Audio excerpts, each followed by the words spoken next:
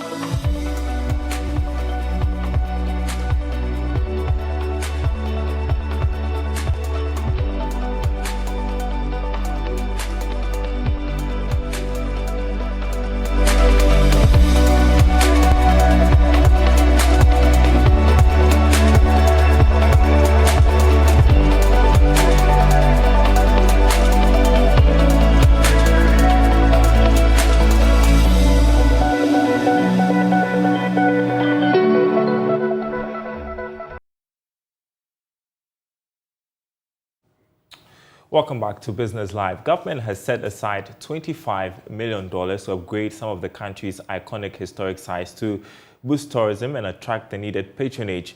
An additional $45 million has been allocated to the sector to enhance skills training, improve access to tourist sites, amongst others. President Akufo-Addo announced this when he opened the Destination Ghana event in London to usher in a new drive to attract foreigners to visit and explore Ghana. Over the last few years, we have, in addition to the abundance of natural resources, embarked on a product improvement plan where several tourist sites in the country are currently undergoing site renovations. These include the Aburi Botanical Gardens, modeled after the famous Kew Botanical Gardens here in London, the Yas Antoine Memorial Museum, and the Kente Museum, both in Kumasi. Further, an aggressive sector skills development process under the Ghana Cares Obantampa program, the 100 billion cedi post-COVID economic recovery program of the country, is currently ongoing under the auspices of the Ministry of Tourism, Arts and Culture and its implementing agency, the Ghana Tourism Authority.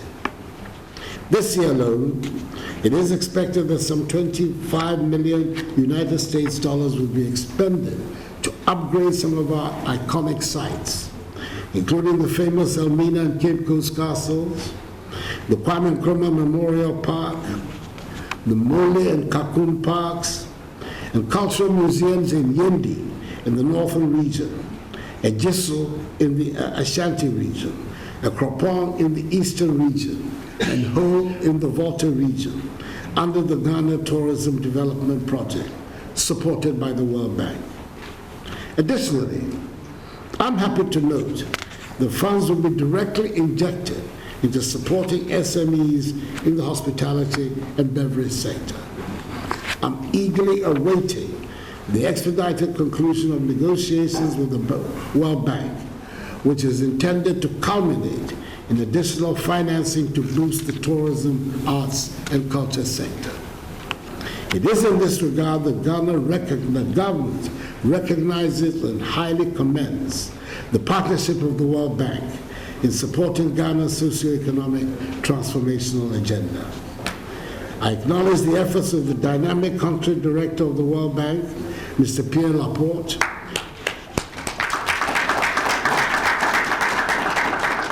in the Tourism Development Project, an initiative jointly implemented by the government of Ghana and the World Bank. This $40 million project is expected to position the tourism and hospitality sectors as key drivers of social and economic development.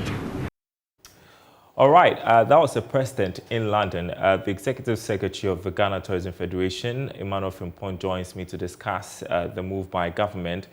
Great to have you on Business Live. It's been a while, Emmanuel. I'll first of all start with the lifting of the COVID-19 measures recently and what the reaction from your members has been so far. I'm sure it is that of relief. It is, Daryl. A very good evening to cherished viewers. It's a good news for us because, as you know, we've had to cope with this COVID for the past 2 years.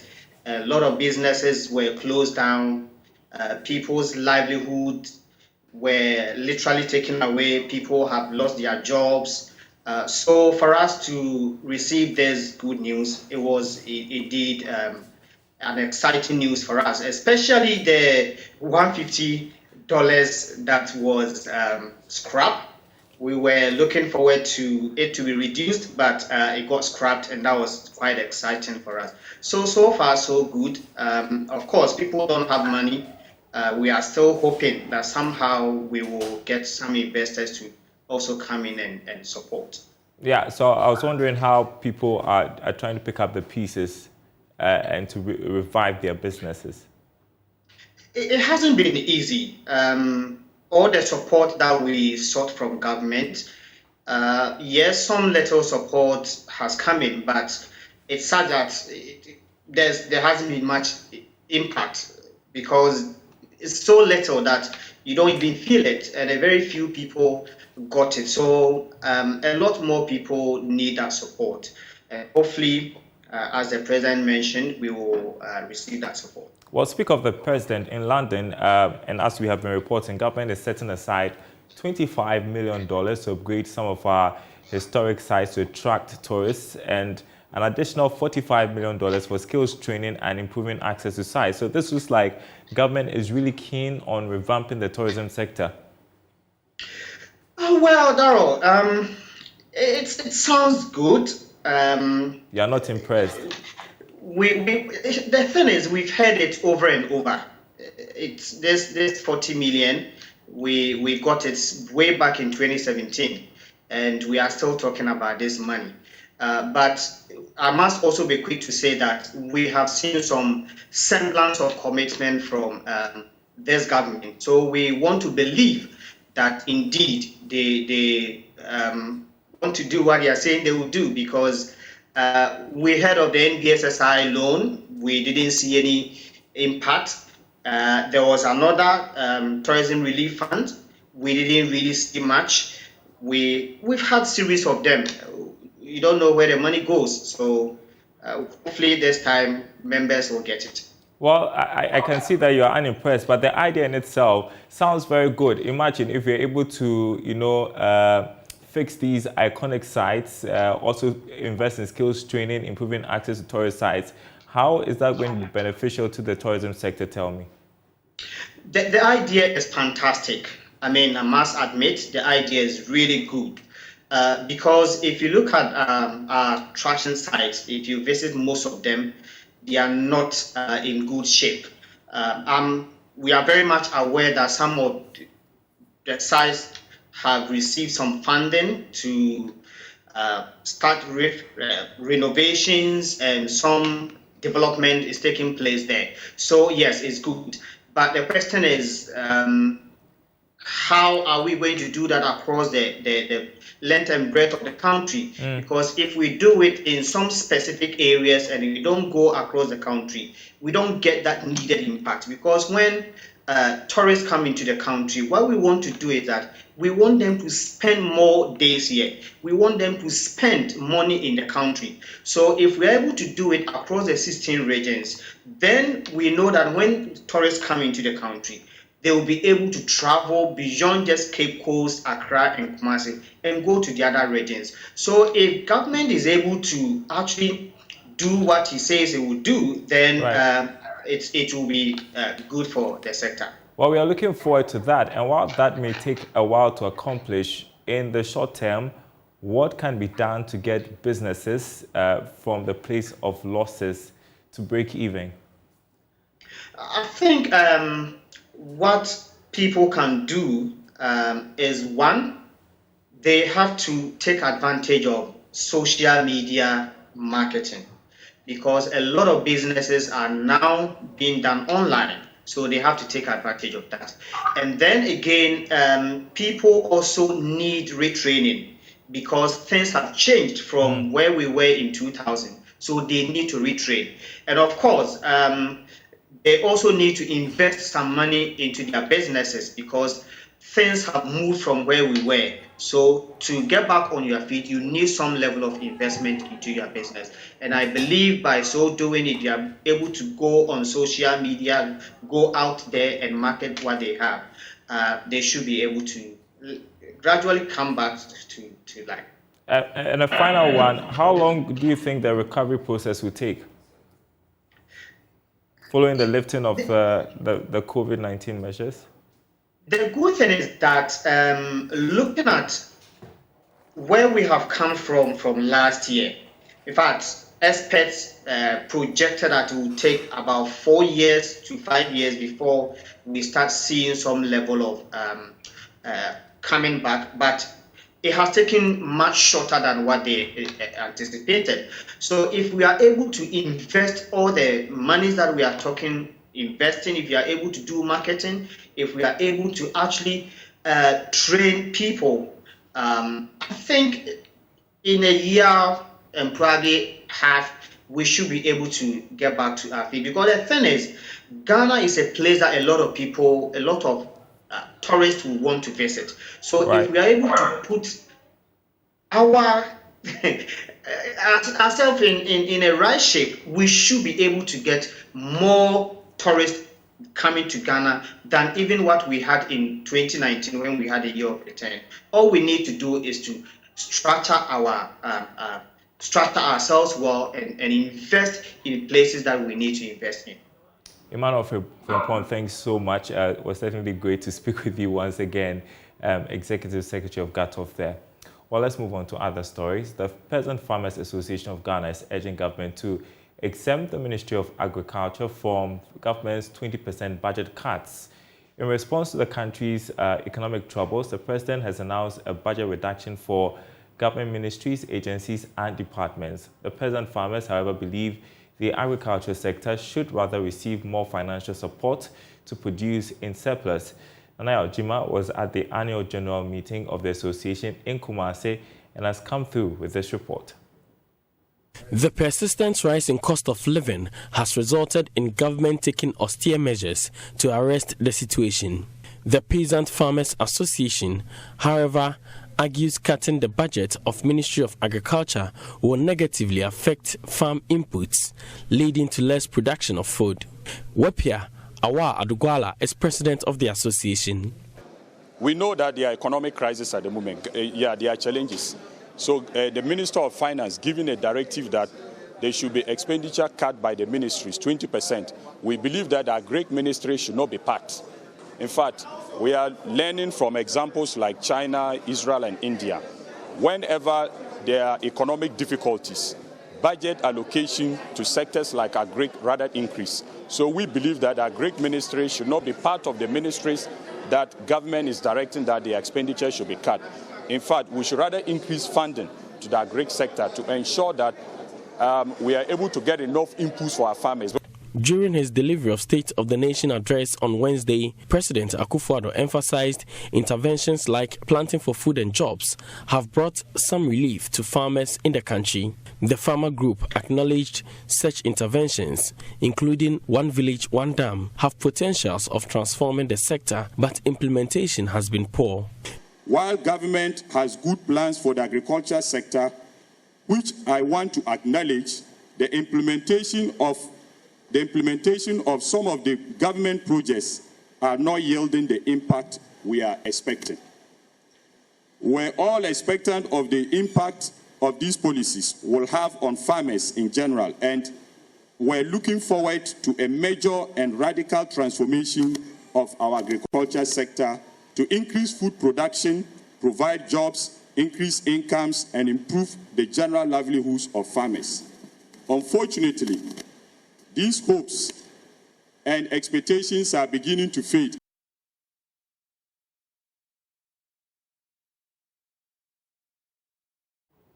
All right, in other news, the United Kingdom will provide 35 million euros to support negotiations and implementation of the African Continental Free Trade Area as its contribution to the Trade Pact.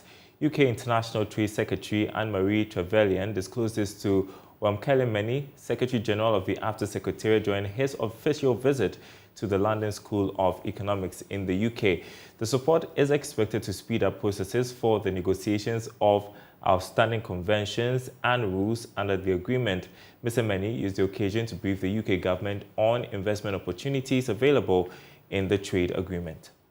We must use these tools that I've just mentioned to strategically transform our continent from agriculture to value-added production, to agro-processing, in other words, from being mere growers and exporters of raw cocoa to manufacturers of world-class, where we use cocoa, world-class chocolate products, world-class coffee, from mining to mining beneficiation, and other minerals that our continent is blessed with. It is widely, for example, it is widely acknowledged that between Cote d'Ivoire, Nigeria, Ghana, and to an extent Cameroon, that these countries contribute close to 70% of global cocoa availability, the raw material that is, and this is estimated to be at about $6 billion. But when the chocolate industry comes to their end, when you look at the end of the value chain of the chocolate industry, it is a $110 billion industry. And so you can see where Africa losses along the value chain as a result of capacity to process minerals and to export them as finished or value-added production. I should, however, mention that I'm very, very happy with the decision of President Akufo-Addo and President Ouattara of Ghana and Cote d'Ivoire, respectively. They have decided that there will be no more export of raw cocoa, that they will now focus on the production of value-added products that emanates from cocoa as a primary commodity. And I know that, of course, it will take time. Our heads of states, these two heads of states, are aware that it is going to take time to build production capacity and processing capacity of cocoa in these two countries and in the region, but it has to be done. And we know that there will be success. We know this from the experience of Gabon. All right, Wamkele Meni there, Secretary General of the AFTA Secretariat. You're watching Business Live. Still to come, insurance sector's contribution to GDP to increase well above the current 1%. As a journal to redefine the rate is in the offing, we hear from the Chartered Insurance Institute of Ghana. By the time you have added private health insurance and pensions, I'm sure you will be getting something from 5 to 7%. And then you begin to appreciate that insurance contribution to this country is not the 1% we have always known. And we'll have details of that story and others coming up. Don't go anywhere.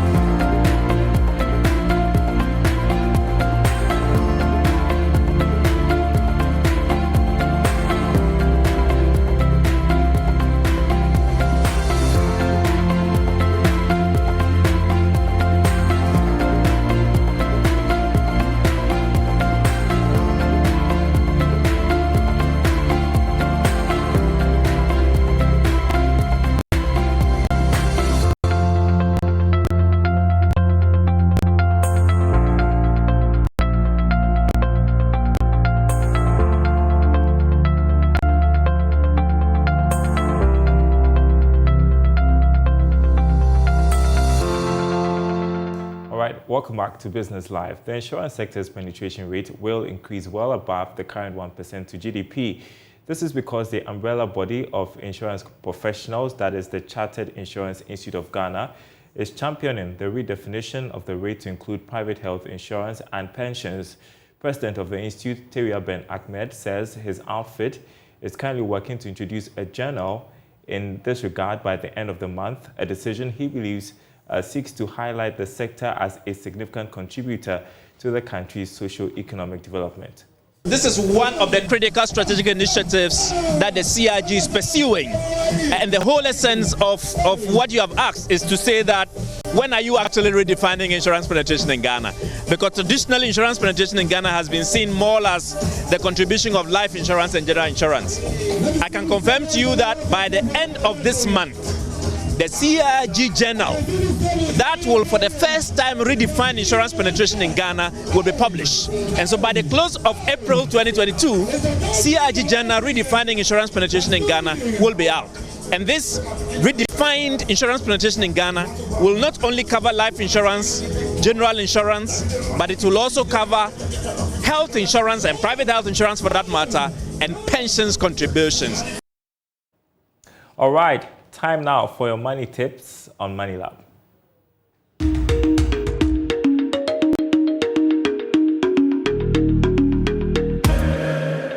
Hi there, welcome to another edition of the Money Lab.